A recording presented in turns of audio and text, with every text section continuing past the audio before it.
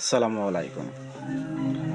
আপনাদেরকে একটা কথা বলি, যেটা না বললেই নয়। তো বর্তমান জামানায় আপনি যদি মানুষের কাছে ভালো ছেলে হিসেবে থাকতে চান, তাহলে আপনাকে টাকা কামাইতে হবে। আপনি যত টাকা কামাবেন, মানুষ আপনাকে তত ভালো সন্তান হিসেবে গ্রহণ করবেন। এই জামানায় ঈমানদারকে পরীক্ষা করা হয় না যে, এ ব্যক্তি ঈমানদার, একে ভালোবাসি, এ ব্যক্তি নামাজ পড়ে, একে ভালোবাসি। এটা দেখা হয় না। এই জামানায় দেখে কার কত টাকা আছে। যার যত টাকা, তার তত সম্মান। তো ভাই, আমরা শুধু টাকার নেশায় পড়ে সবকিছু করবো না।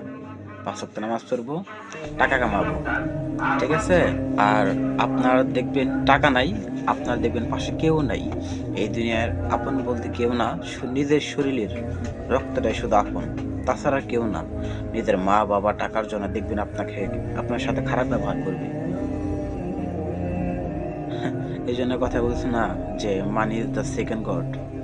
আপনার টাকা আছে, আপনার দুনিয়ায় সব আছে। টাকা নাই, কিচ্ছু নাই। কথাগুলো তিতা হলেও চিরন্ত সত্য কথা।